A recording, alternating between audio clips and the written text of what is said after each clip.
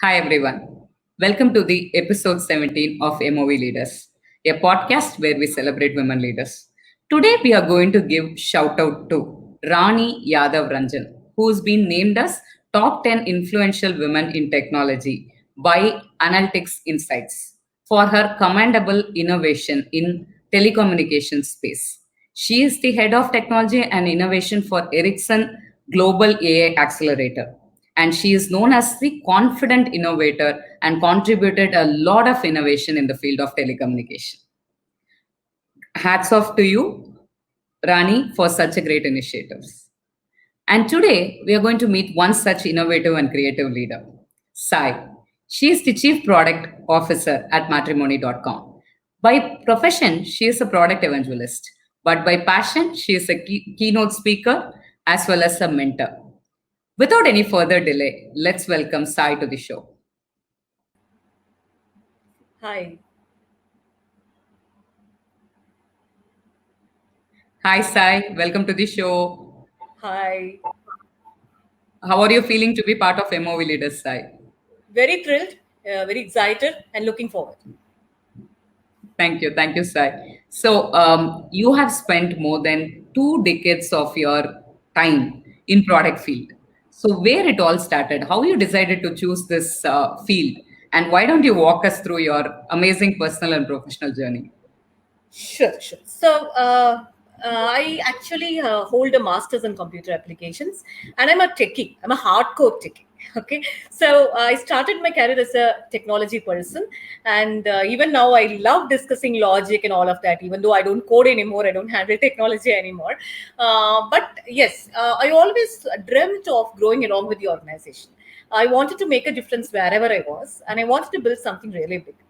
I think matrimony.com was, in some sense, a very good match, a typical matchmaking that happened for me because it offered me what I was dreaming of.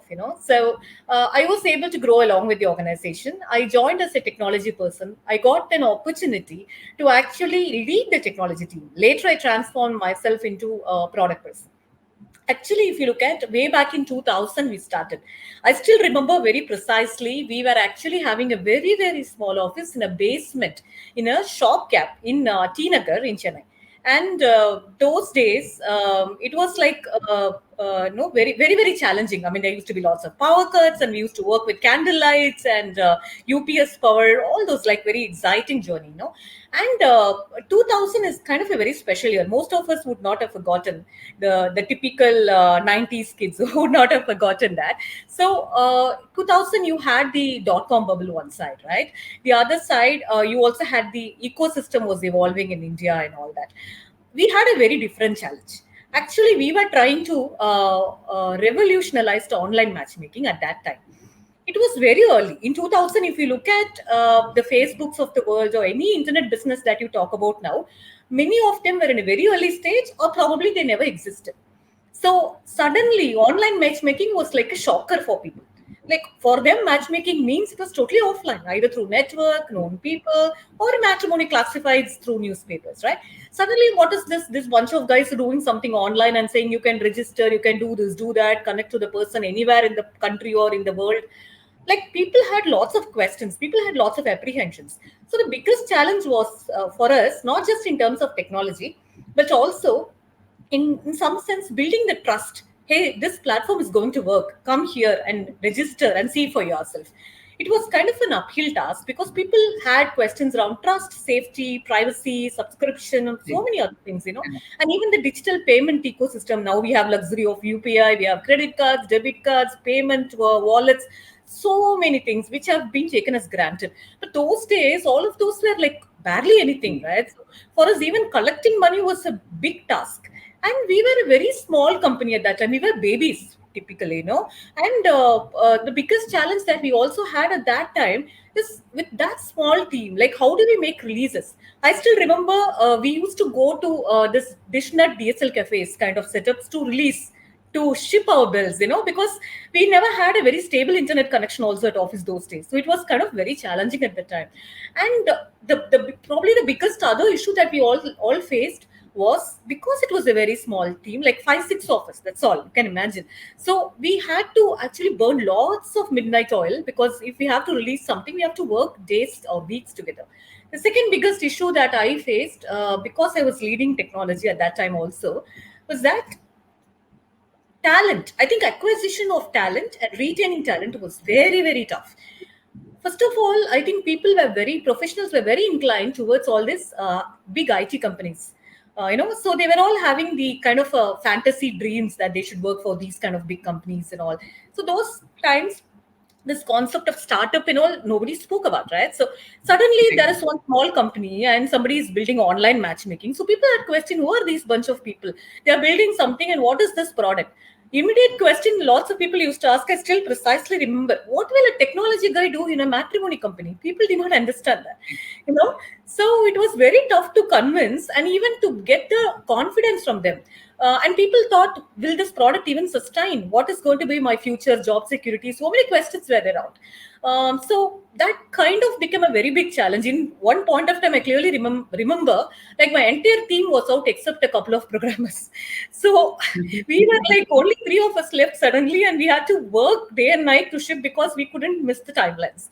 But that was a very interesting thing. And we used to run everything right from coding to customer service. Sometimes, we used to run errands and do logistics for some of the offline events, like attending calls, going and delivering booklets. We were doing all of that at the time. But I think all of these experiences kind of made us very strong. We understood the different perspectives of customers and what they expect. And that is what actually brought us here. From where we started to where we are now, it is kind of a very exciting journey. If I look back, we had tons of learning experiences, of course, challenges and opportunities, but I think it was wonderful. So one thing I noticed in your introduction, Sai, you spoke about when I asked about your personal and professional journey, it was filled with matrimony.com, right? I could literally see that you were narrating your journey along with matrimony.com journey. True. So how was it to feel like being in, almost from your first company? I think almost your first company is matrimony.com. From there till now, you're in matrimony.com. So how do you feel about that actually? Because lot many people are not gone through this journey, right? Today, if somebody is crossing a 5, 6 years in an organization, it's a big thing. So somebody who's still talking about the journey in matrimony.com so excitingly, and she's still counting there. So I just really wanted to know how it is to be part of the same organization from the beginning. Right. So first of all, I think even though I have spent 2 decades, more than 2 decades in this organization, my experience is same as the age of matrimony.com now, because I was part of the initial team as CEO. So the initial team of all of us who were part of the team when it was founded and it was led by CEO, actually all of us believed in one thing. We thought this organization is going to be really big, and we're actually building something very futuristic. So we had that strong belief, which actually made us travel, so long. And even though it is 2 decades, I still don't feel it that way, because every year, if you look at, I have something new to play with. Like, for example, every year or every quarter, almost we launch something new. For example, right from Bharat Matrimony to personalized services like Elite, or we launched something called Community Matrimony. In between, I had the opportunity to re-engineer the entire property portal, which we later spinned off into a separate entity, And then in between, I also had the opportunity to handle digital marketing for matrimony.com for a few years, even though I not come from a marketing background at all. And also in 2015 or so, I think I had a very entrepreneurial kind of a stint where I was able to conceive and actually run a small dating app as a pilot out of Bangalore, again part of matrimony.com. So kind of it gave me a 360-degree exposure, not just technology, but also technology, product, customer insight, digital marketing, and also business. I think that's kind of very unique. So that is something which actually keeps me on my toes. And every year I kind of reset my index so that I start from zero for something new, and then I start climbing from there. So I think that is kind of what helps me to look at things at a fresh perspective, I would say.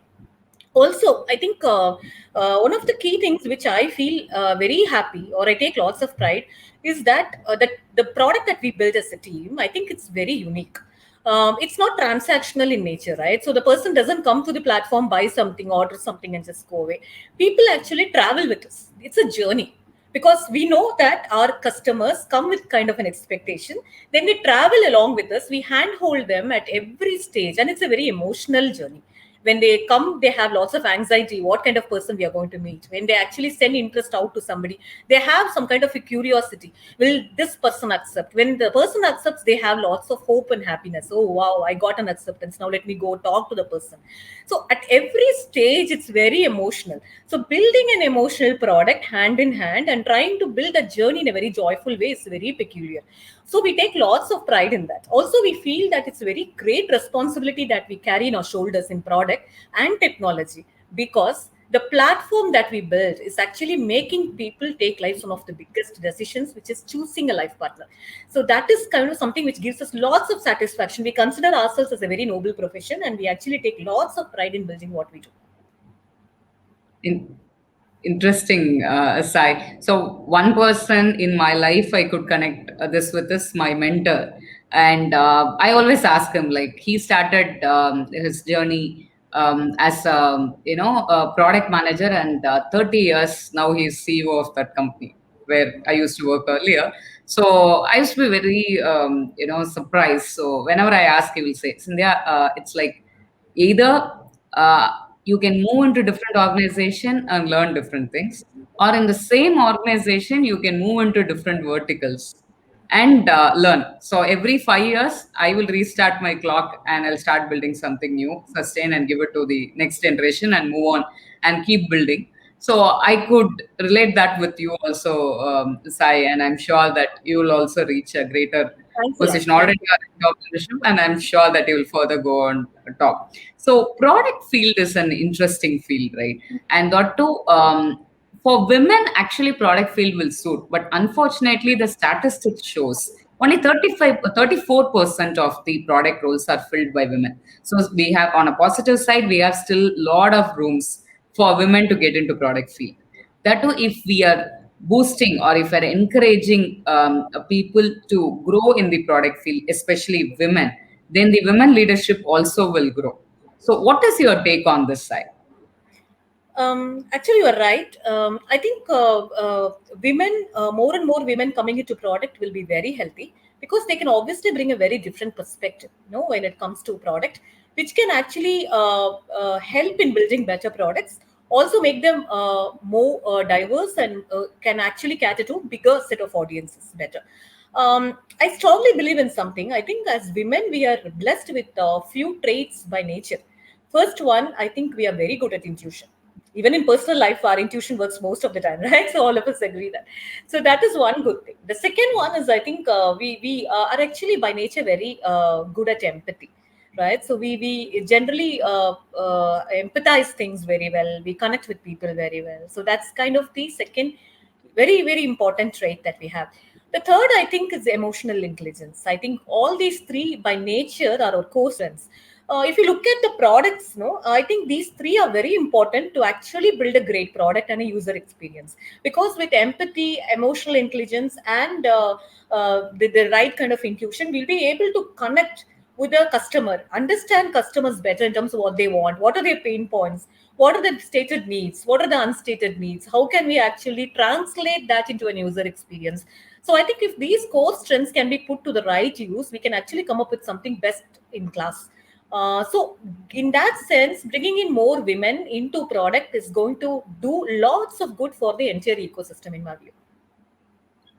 Interesting, Sai. I completely agree with your point of view. In fact, as you told, that women have empathy and they have a different perspective of thinking, nurturing. So product needs a lot of nurturing, right?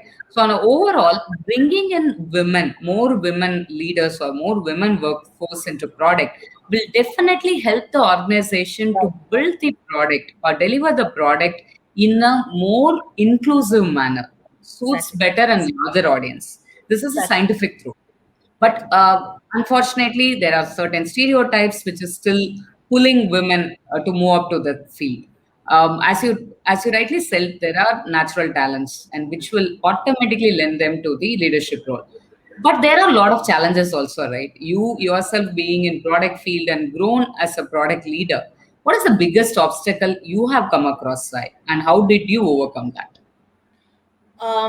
Okay, so I think first of all, I'm very thankful that I had a fairly good support system.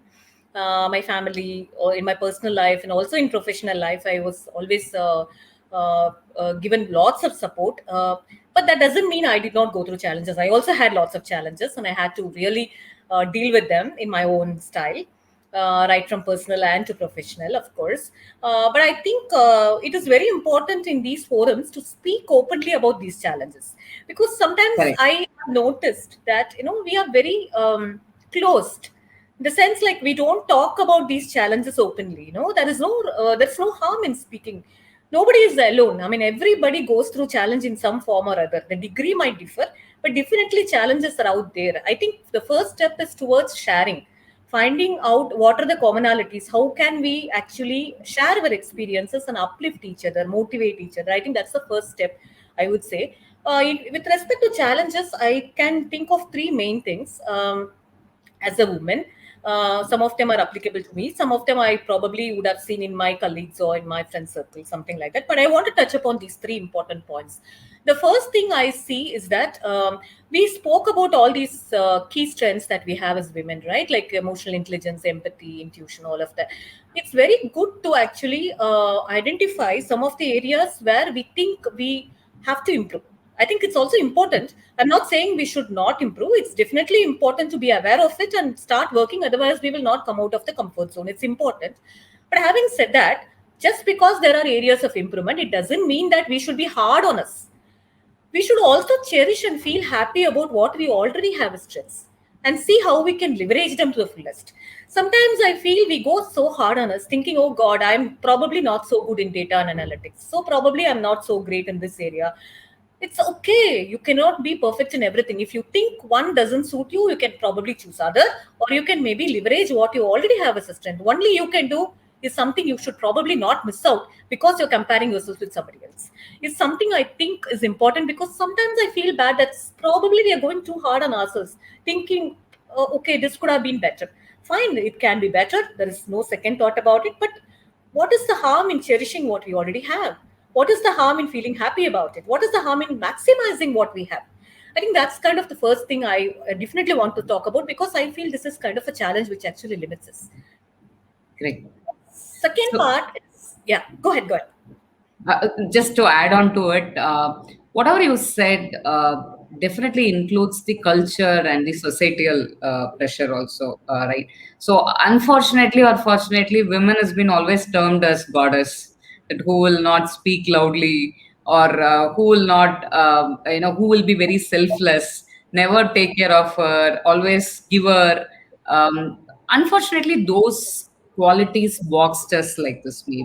Maybe like we are feeling too. We have discussed with a lot of guests. A lot of guests says this. We are not saying what we want with the fear that people will think that I'm very selfish. We are not cherishing that what we are having and projecting what we are doing, thinking that people will think that she is self drum beating so much and she is not humble in nature. We are maybe sometimes too scared for criticism because people may say, "Hey, why she should try all these things? Yeah, she's having a great husband or good support system at home. She can coolly sit at home and do. Why if it is she's not able to do? Why she is coming and troubling us all?" So these kind of remarks, these kind of societal pressure sometimes pull us. On continuation to this, anyway, we'll discuss in the next question. But anyway, moving to the next. Go to you, sir. Correct. So I think just to add to Sorry, what you said, 1 minute. I'm sorry. sorry. Yeah, sorry. Yeah, go okay. on, sir. Just to add to what you said, I actually one of my speech that I delivered, I think in some forum, I think it's women leadership related speech or something in PayPal that happened last year. I actually made this point. I told them, see, people are going to judge you irrespective of whatever you do. Correct. Right? Whatever you do, even if you try to do what they want you to do, still you will be judged and there will be criticisms. Instead of doing all Correct. that, just do what makes you happy and take the judgment. No, it's okay. At least you will feel happy that you have done what you want. rather than Correct. trying to satisfy so many people and still getting a bad name. In fact, I was telling that to them because personally, I always had felt that is the style with which I should operate. I mean, people are they are okay to have their own opinions. It's fine, but as long as it is not affecting others, if they are going to voice it out, and if you think you are not in alignment with that, then do what is right for you. I think that is Correct. something very clearly I chose right from my professional life to my personal life. I did what is right, even now till this moment, right from my fitness journey to right from my lifestyle.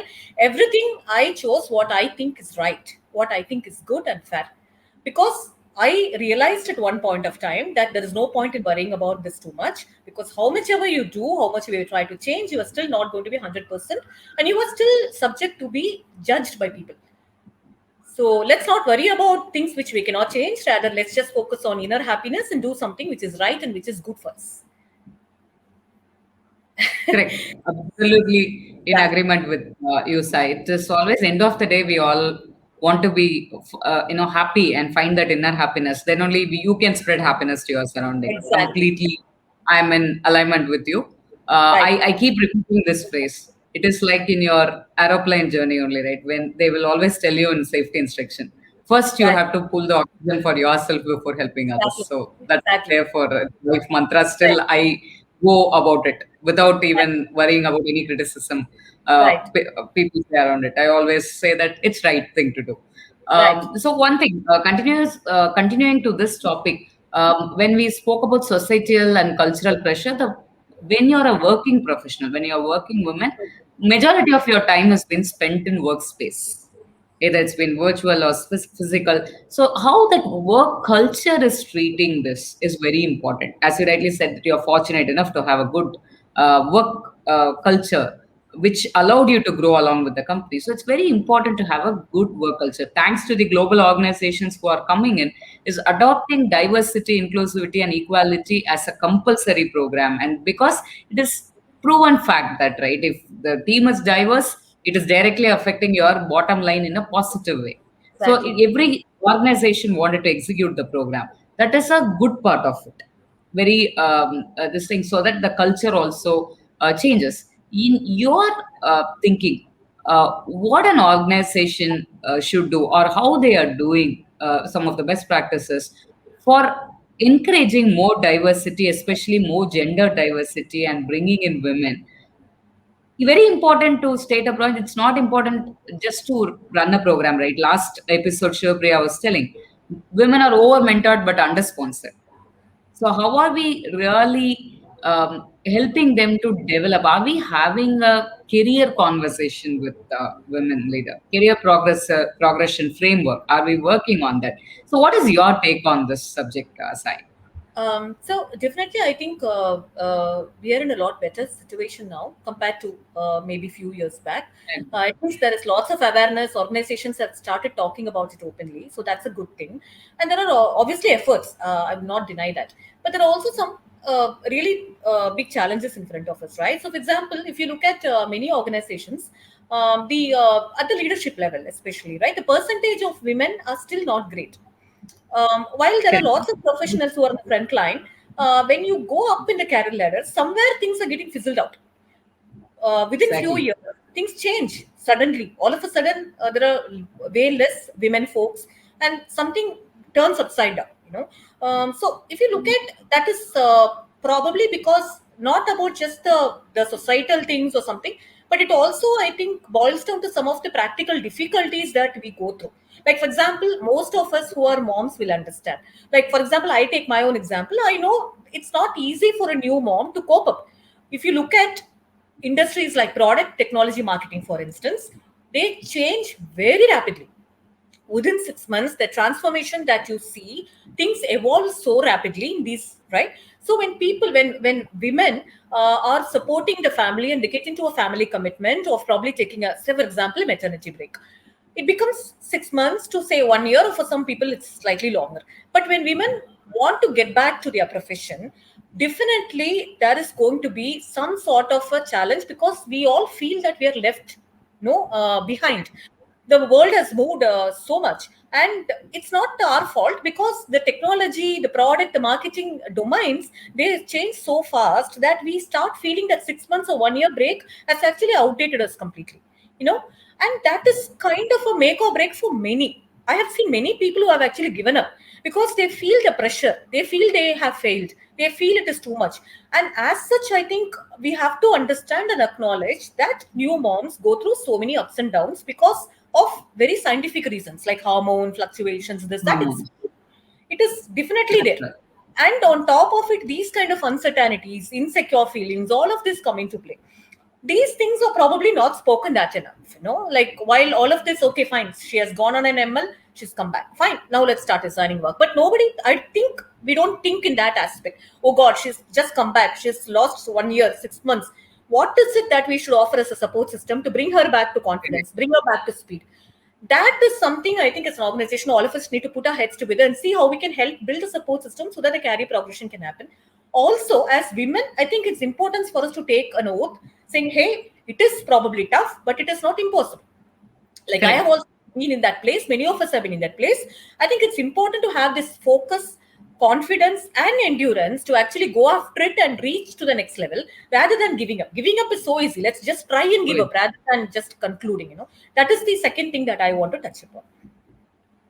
Interesting, Sai. In fact, as you rightly said, that if you are not trying anyway, we are going to fail. It's okay to try Right, and fail, right? So right. not only the empathy on losing 1 year on mom, as you rightly said, there are hormones which will play. There is a new mom pressure, and there is a society which is going to question her for leaving such an young kid, at home, and you coming and concentrating on the career. To be honest, I have remembered receiving so much of forward messages from many people across, like how it is important to spend your time with your kid at this work and all will not come. A lot of people used to send. At one point of time I was like, okay, enough. So we are forgetting that it's individual's choice. We are Right, forgetting that they want something in the life. They are here for a reason. So instead right, of questioning that, are you sure you wanted to be here, you wanted to be at home, you just need to respect that person's decision. Yes, she confidently came back and she wanted to do something in the work, and how, as a colleague or as a manager, as a subordinate, as a teammate, how I am going to support her to navigate the journey. That empathy is very, very, very, very important, as you rightly said, Sai. Today, the biggest topic is mental health, right? Everybody talks about mental health, illusion of being healthy or being all right. So many things, so many in this pandemic conditions, pandemic situation, so much of mental health awareness is also coming. So here, one important thing we all talk about is emotional intelligence, right? A lot of how much ever artificial intelligence is important, emotional intelligence is basic necessity, right? Everybody knows that EI quotient, how important to balance that EI quotient within an individual. And definitely it is different for male and female. That is for sure. right. And there are a lot of proven research facts are there that says women have higher emotional intelligence. They pass the emotional intelligence test with better results than men. And empathy test also, they are outperforming men. So, but still, women are not in leadership position is a surprising fact, right? So, how do you want to support this research findings, and what is your take on this side, emotional intelligence part? So I will start with my own experience. Our product is, while it's a matchmaking product, it's a very women-centric product. One popular saying that we always have in product team is, get the product right for women, automatically you'll get the overall product right. That is the approach we take. And because I'm a lady myself, I am actually having an advantage of actually getting to understand this better. If you look at our own product, the audience behave very differently. Like women, the expectation they have, the concerns they have are very different from men. Like, for example, they have lots of emphasis on safety, genuinity of profiles, their privacy, security, how trustworthy the platform is. So it becomes very important for us to build the product and the user experience around these features. So as a lady myself, I feel that I probably get a better insight or an edge over understanding what they need, and then helping no in that with the product team. So that is kind of clearly coming up. With respect to overall scheme of things, I think emotional intelligence is definitely, I also agree, it is higher in women. It actually plays to its advantage, and it kind of marries itself with empathy, and hence it kind of brings out the best in product when there are women folks in product. And it also helps in getting customer in the center and trying to build things which are going to really fly with the customer. Having said that, I think there is another quotient also to be discussed here. The emotional intelligence is also equally important. The empathy is also equally important in building a great team. While we all speak about product, customer, and all, I think it's also important to focus internally and see what difference it makes when it comes to the team. I think emotionally, when we are actually getting the team driven with lots of empathy and also objective kind of goals, the key advantage I see is that you will be able to keep your team intact. They are more better connected, and they can be inspired, influenced, and also you can have a very good execution style by driving all of them in the specific direction towards the objective.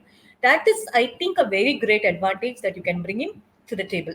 Having said that, I think it's also important for us not to forget that while emotional intelligence, empathy, all of these are very good, as product folks, we should not leave the point that we are also responsible not just for strategy and experience, but also for execution.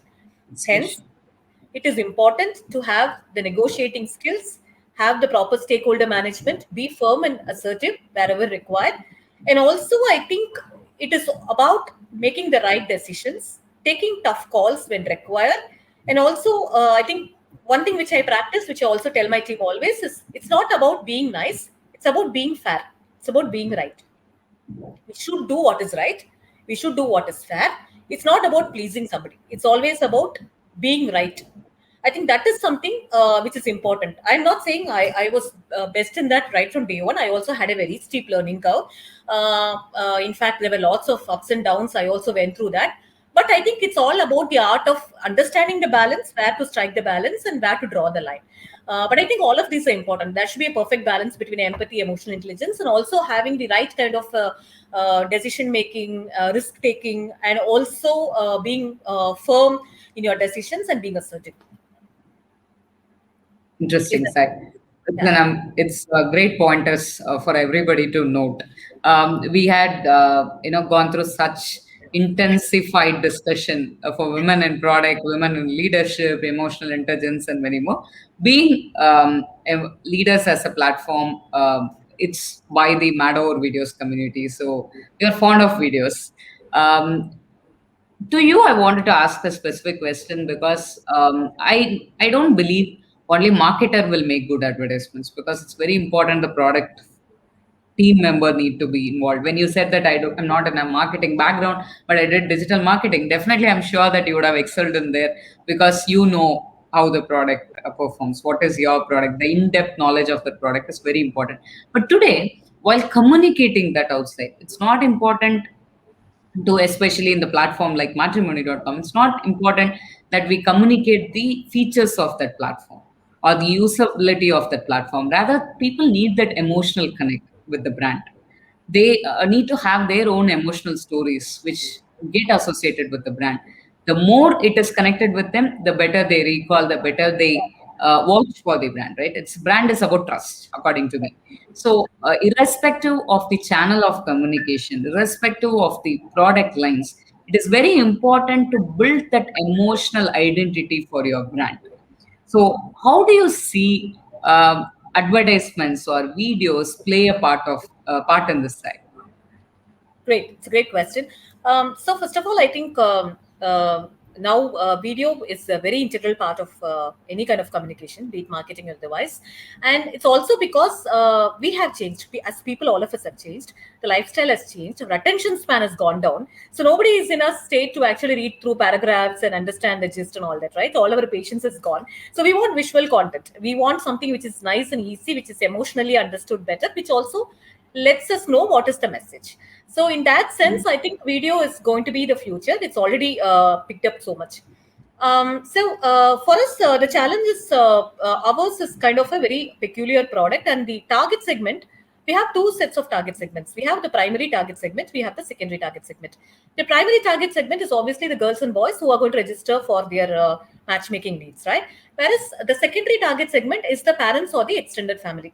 Because matchmaking is not an individual thing. Always matchmaking in India is more of a cultural nuance, and it's actually a family thing. While the self is going to register, mostly the decisions are made in conjunction with family, and they actually sit together and spend time looking at profiles, taking decisions together and stuff like that. So it's important for us to cut across the message, not for the primary audience alone, but also for the secondary audience.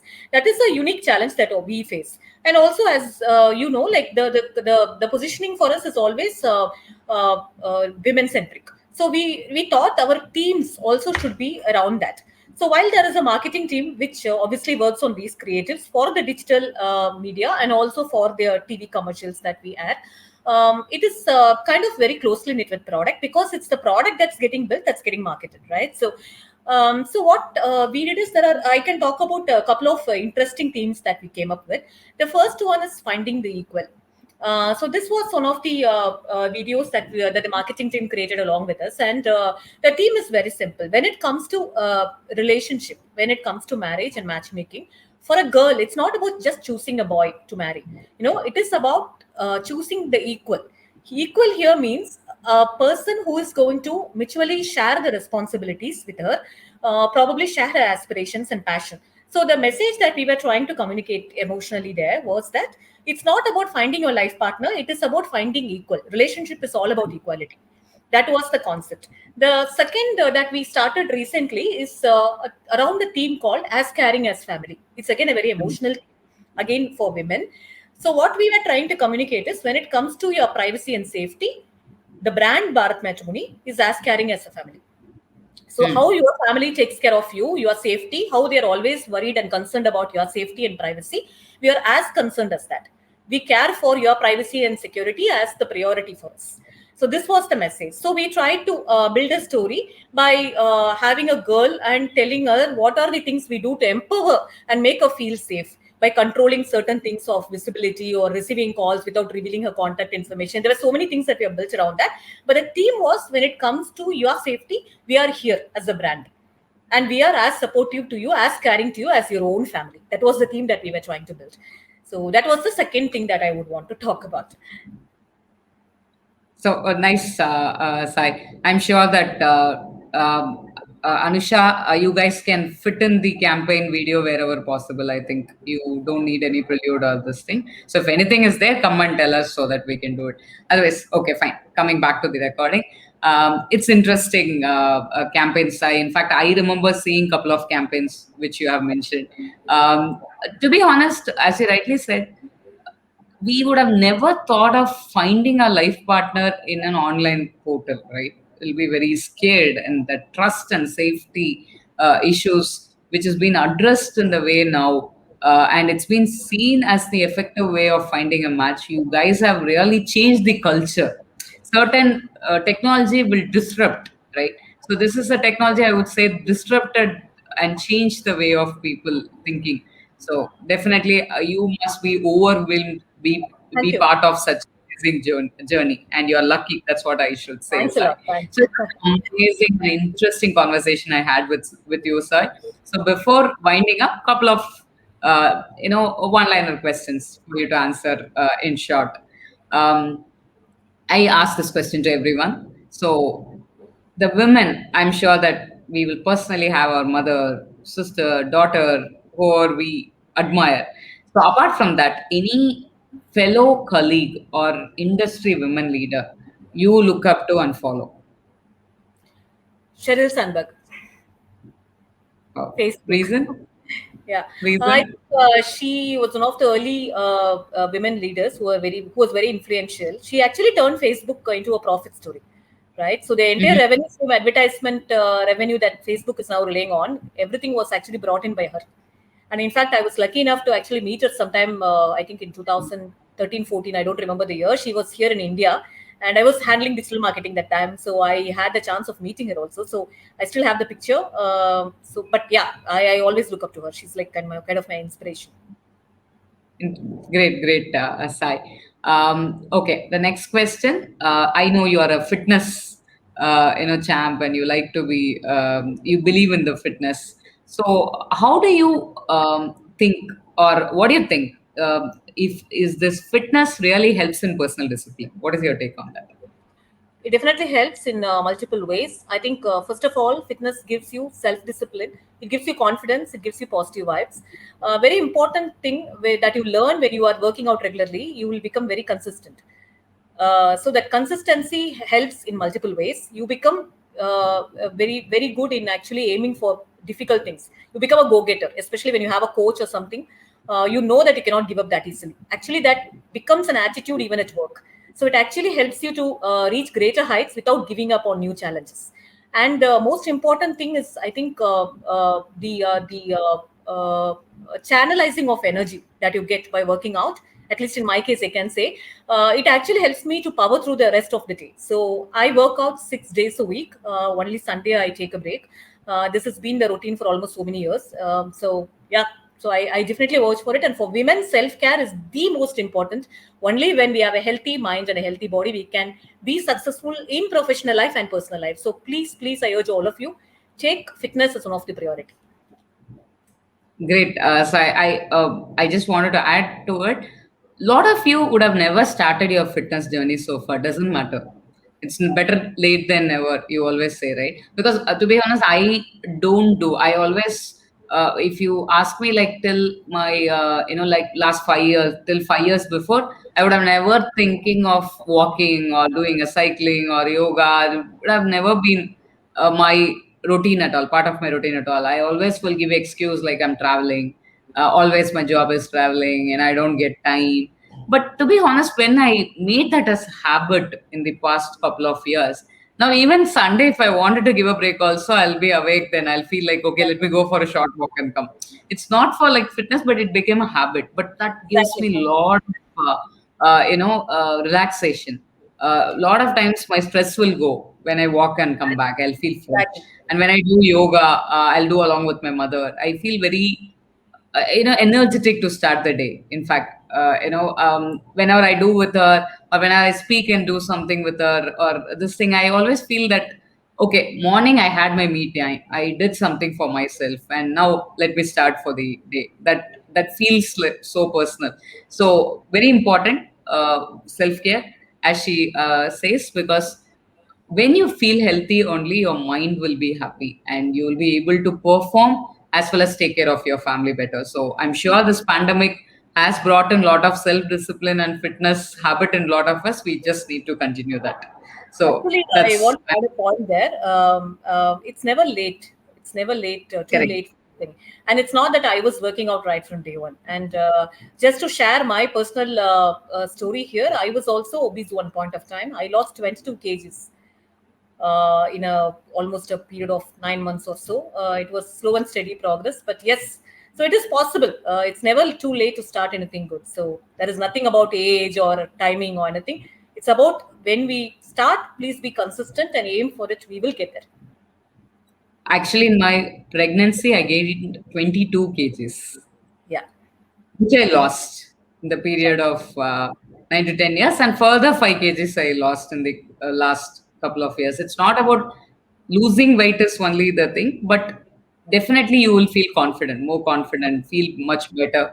So it's very important to adapt that fitness lifestyle in all of us, Also, whichever exercise is it suitable builds for lots you. of other things, right? Like you become more, you get lots of endurance, you start getting discipline, you become a go-getter. I mean, you cannot give up so easily. So all these things are actually personal and professional traits, no, that we all aim for. So I think in some sense it helps. Correct. So, another question I wanted to ask is that one piece of advice you will give for women who wanted to pursue their career in product. Um, like use all your core strengths that you have. You're good at intuition, emotional intelligence, and empathy. Please use them to the fullest. At the same time, please do not hesitate from taking risk. It's important to take risk and take tough calls whenever necessary. And as I always tell, it's not about being nice, it's about being right, it's about being fair. So aim for it.